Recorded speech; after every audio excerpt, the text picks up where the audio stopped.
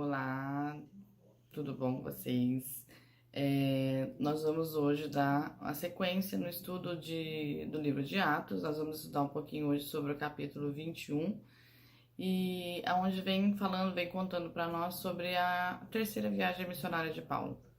O que nós vemos com isso? Que Paulo, ele pregou em várias cidades, né? Ele passou em várias cidades pregando, falando de Jesus, e ele volta nessas mesmas cidades para saber, para dar uma assistência para esses cristãos, saber se eles estão bem, se eles estão precisando de alguma coisa, se eles têm alguma dúvida, se estão com alguma dificuldade.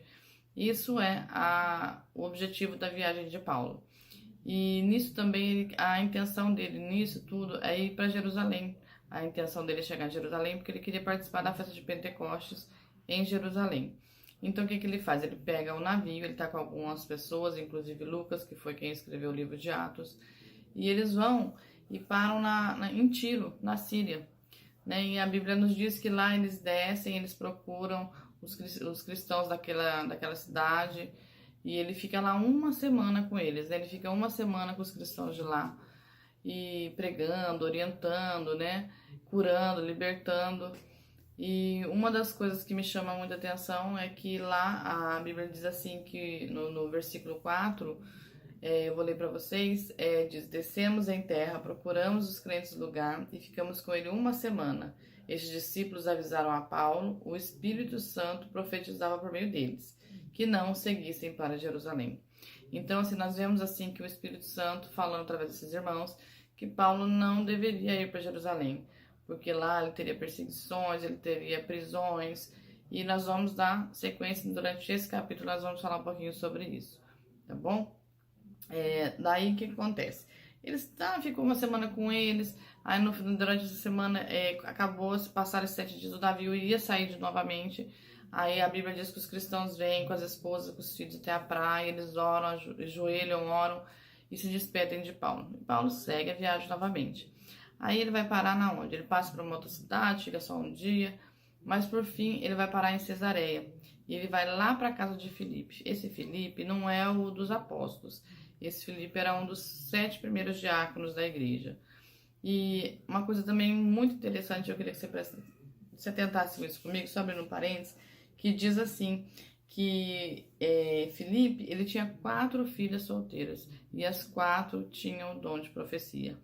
É uma coisa muito interessante, porque naquela época a gente sabe pela cultura deles que as mulheres lá não tinham muito valor, não tinham muito assim voz naquele tempo, né? Mas a gente vê Jesus restaurando isso também nas mulheres, que as mulheres, ele demonstrando o quê? Que a gente tem o mesmo valor, a mesma capacidade que os homens, temos funções diferentes, mas temos diante de Deus o mesmo respeito, o mesmo poder, o mesmo assim condição de fazer as coisas para Deus que os homens também têm, tá bom? Vamos lá, eu vou dar uma puxadinha que minha Bíblia tá de lado, tá, gente? Só um minutinho. Aí, e quando eles estavam na casa de Filipe, e veio também um profeta chamado Ágabo, e ele veio da Judéia, ele também era profeta. O que ele fez? Ele pegou o cinto de Paulo, ele amarrou as mãos, amarrou os pés e falou assim: o dono, vai acontecer a mesma coisa com o dono desse cinto. Ele vai para Jerusalém e os judeus ele vai ser preso, eles vão amarrar ele e vão entregar eles na mão dos romanos. Mais uma vez uma profecia falando do que Paulo ia passar em Jerusalém. Aí o que acontece? As pessoas estavam com Paulo, os cristãos, os irmãos lá falavam: não, então não vai, né? Começaram a falar isso para Paulo. Falaram: não vai, você vai sofrer, para que você vai para lá? Vai ficar sofrendo lá, vai ser preso, pode até morrer, né? E olha o que Paulo fala para eles. No versículo 13, ele fala para eles assim: porém ele disse: por que esse choro todo? Vocês estão me despedaçando o coração, pois eu estou pronto não somente a ser preso em Jerusalém, mas também a morrer por causa do Senhor Jesus. Então, o que Paulo começou a entristecer? A intenção deles eram boa, né? Eles não queriam que Paulo sofresse. Mas o que Paulo falou? Vocês estão me entristecendo, né? Falando assim, porque eu tô pronto para ser preso, eu tô pronto até mesmo para morrer por Jesus, né? Então, o que eles falam? Então, tá bom, então, que seja feita a vontade do Senhor. Eles aceitam isso. Aí, depois, seguiram viagem novamente, né? Paulo falou: não, então vamos para Jerusalém. Aí, eles foram lá para Jerusalém, Chegando lá, eles foram muito bem recebidos pelos cristãos, ficaram felizes, ficaram na casa de um irmão que já era crente, já né, cristão, desde onde fala crente, algumas traduções falam crente, outros cristãos, desde o comecinho, e eles ficam lá. E os crentes assim, ficaram muito felizes em ver Paulo novamente, né? Só que daí no segundo dia, Paulo foi conversar com Tiago. Tiago era o líder da igreja de Jerusalém. Ele junto com os presbíteros, com os anciãos.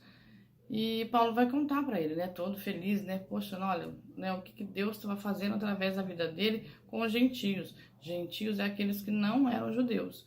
Todos que não eram gentios são os judeus, né, que não eram judeus são os gentios, desculpa. Nós somos gentios hoje.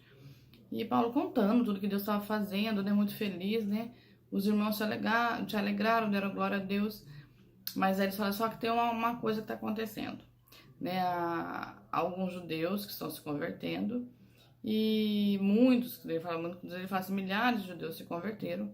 Só que alguns judeus aqui de Jerusalém, alguns judeus cristãos, ouviram falar que você estava ensinando o povo, o judeu, que eles não precisavam mais seguir as leis judaicas, o que não era verdade. O que Paulo estava ensinando para as pessoas? Para os gentios que não eram judeus, que estavam se convertendo, não, vocês não precisam seguir as leis judaicas. Vocês não são judeus, vocês não são gentios, não seguem essa tradição. Os judeus que se convertiam, eles sim, continuavam seguindo as tradições, né? Mas chegou toda distorcida essa mensagem lá para eles. E Paulo falou, não é assim, né? Explicou, né? Tiago entendeu, falou assim, olha, não, tudo bem, a gente sabe que realmente os gentios não precisam seguir nossa tradição. A única coisa que eles têm que fazer é aquilo que a gente já viu lá no capítulo 15, que era não comer comida sacrificada a ídolos, não comer animais estrangulados e nem praticar imoralidade sexual, né? Agora, quanto ao resto, eles não precisavam seguir em relação à tradição. E ele falou, para acabar com esse assunto, né? Tiago fala para Paulo assim, ó, tem 4 irmãos, 4 judeus, que vão fazer um voto. Eles vão rapar a cabeça e depois de 7 dias eles têm que oferecer um sacrifício.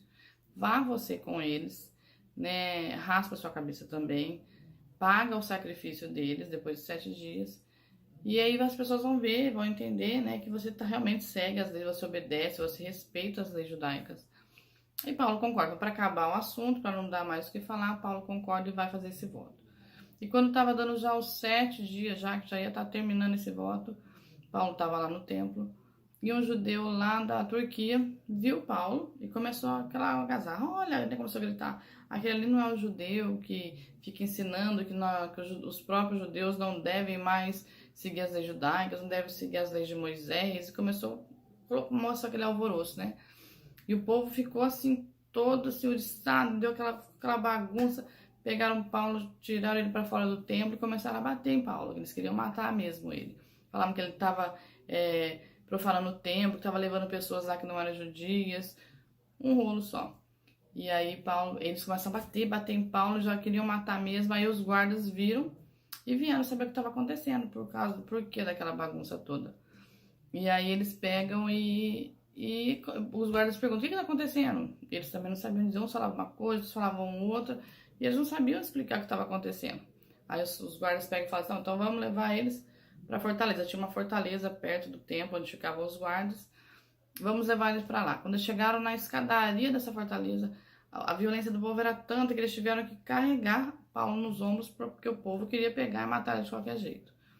E a Bíblia fala assim que quando chegou na escadaria, Paulo pega e fala para o comandante assim, eu posso falar com você?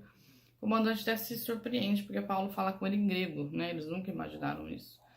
E ali Paulo fala, que na verdade a gente vai ver que depois Paulo pede para dar uma palavra ao povo, e aí a gente vai seguir isso no capítulo 22. Então o que a gente vê nessa história toda? Que, né, vem contando pra gente que Paulo passa nas cidades, que ele vem sabendo dos cristãos, ele dá uma parada lá na ilha na Síria, né, na casa naquela onde o navio foi descarregar, ele dá uma paradinha lá, fica uma semana com os cristãos orientando e tal. O Espírito Santo usa as pessoas de lá, fala para ele não ir para Jerusalém, mas ele continua seguindo, chega lá em Cesareia, na casa de Filipe, mesma coisa, Deus usa e fala para ele não ir. Isso assim é muito gostoso, a gente vê a parte histórica, eu amo essa parte histórica da Bíblia, né? A gente aprende muito. Só que em toda a palavra de Deus, assim, o Espírito Santo tem algo para nos ensinar. Ele tem algo para aplicar para nossa vida, né? Para nossa vida hoje.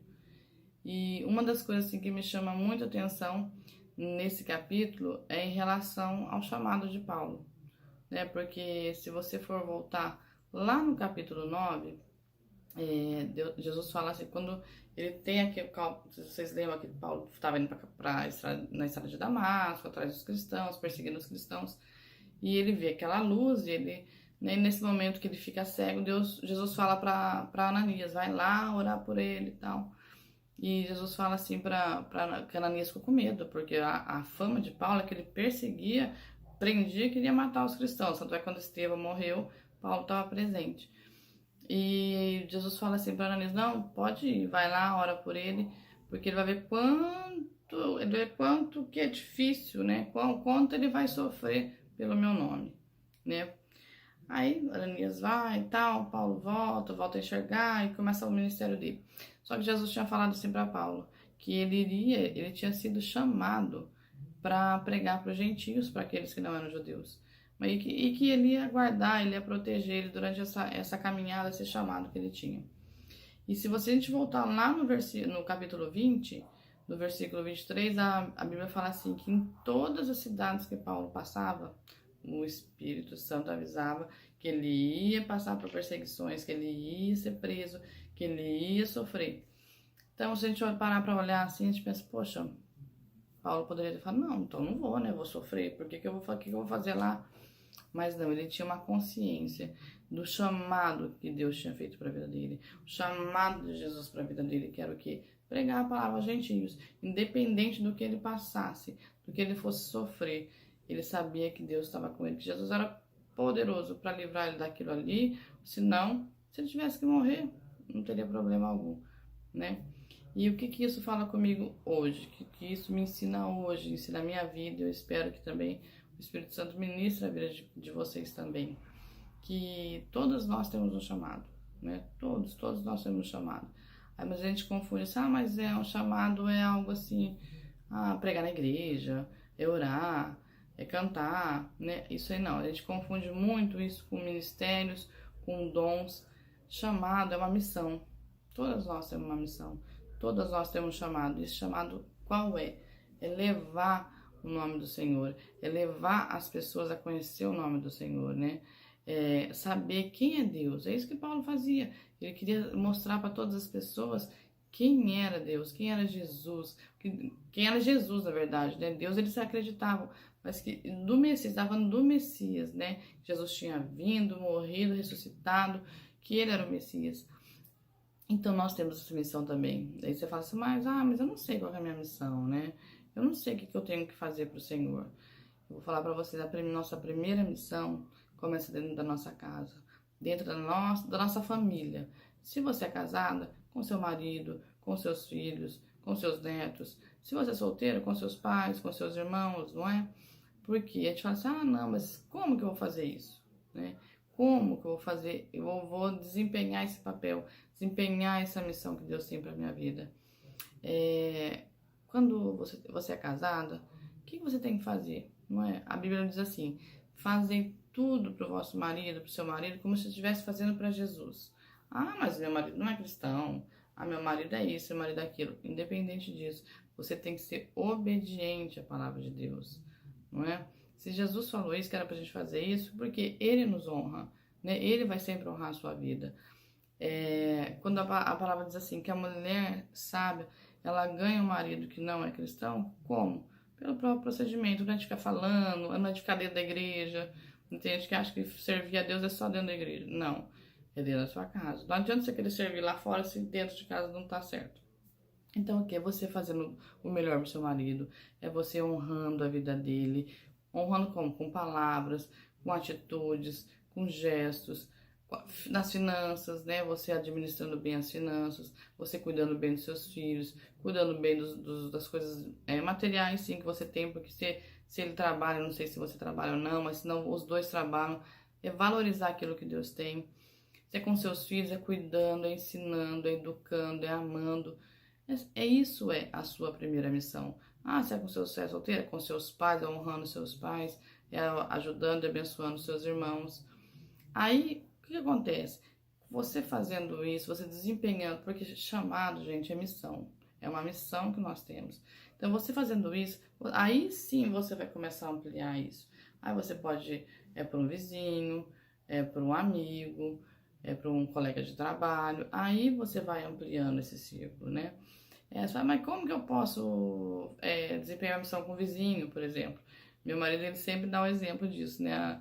As minhas filhas sabem disso. Então, você quer ajudar uma pessoa, vai fazer um pão? Faz dois, né? Faz dois. E um você dá um para você e outro para outra pessoa. Aí você ora para quem que você tem que dar aquele pão? É para um vizinho, para uma pessoa que está necessitada. Isso é o quê?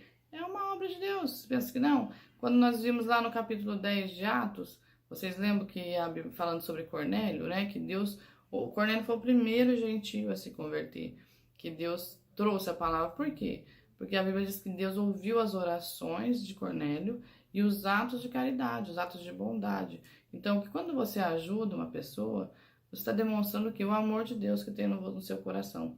Hoje em dia a gente está tão frio, nosso coração está tão frio, né? É cada um por si. A gente não quer mais saber de problemas, a gente não quer mais se envolver com as pessoas. Quantas vezes a gente está vendo, às vezes, um mendigo, uma pessoa na rua, muitas vezes o que a gente vê, a gente faz, muda de calçada, passa longe. Não é porque a gente não quer se envolver, a gente não quer mais ter contato nenhum. Ah, tudo bem, é um mendigo, eu não conheço. Mas as pessoas próximas de nós, a gente faz a mesma coisa. Porque a gente não quer sair da nossa zona de conforto. A gente quer ficar assim, não, eu quero na minha vidinha, tô bem assim, eu sirvo a Deus, eu amo a Deus. Mas e aí? Né? Vai ficar só em nós? Deus quer que a gente leve o evangelho, que as pessoas vejam Jesus através das nossas vidas. Foi o que Paulo fez. Paulo saía pregando, Paulo sofreu. Se a gente for ver lá, ele tem uma passagem que ele fala que quantas vezes ele foi açoitado, quantos naufrágios ele sofreu, quantas prisões ele sofreu. Então ele sofreu muito por amor a Deus. Ele ia muito atrás dos cristãos, ele perseguia os cristãos, ele tinha um ódio mortal pelos cristãos, até que Jesus se revela a ele, né? E aí fala, agora você vai ver como quanto houver sofrer, quando você vai sofrer para pregar pelo meu nome. Nossa, Paulo, você vai ver como é difícil, né? Portanto que você fez, tanto que você perseguiu, agora você vai ter que, né, vamos dizer assim, passar por isso. E Paulo aceitou porque ele viu que não tem nada melhor do que o amor de Deus. Então, assim, é algo que Deus tem ministrado ao meu coração. Eu espero que o Espírito Santo ministre ao teu coração também, que você tenha consciência de que o seu primeiro chamado, a sua primeira missão que Deus tem para sua vida, começa aí dentro da sua casa, com a sua família, com seus filhos, com seu marido, porque eles têm que ver Jesus em você, né? Isso é a grande dificuldade e a diferença. Que eles vejam que a partir de hoje, não, Senhor, o que eu tenho? Começa a orar, não sei o que fazer, não sei como que eu faço. Ore, começa a orar, jejue, e o Senhor me mostra, até você descobrir, até você conseguir. Me mostra qual é o meu chamado, qual é a minha missão, o que o Senhor quer que eu faça com a minha família. Sua família já é uma benção, o que o Senhor quer que eu faça, com quem o Senhor quer que eu faça, se é com um amigo, se é com um vizinho, se é com outro parente. Então, ore que eu tenho certeza que o Espírito Santo vai mostrar, tá bom? Que eu espero que vocês tenham, assim, entendido a questão histórica e que o Espírito Santo continue ministrando no nosso coração, tá bom? Deus abençoe vocês.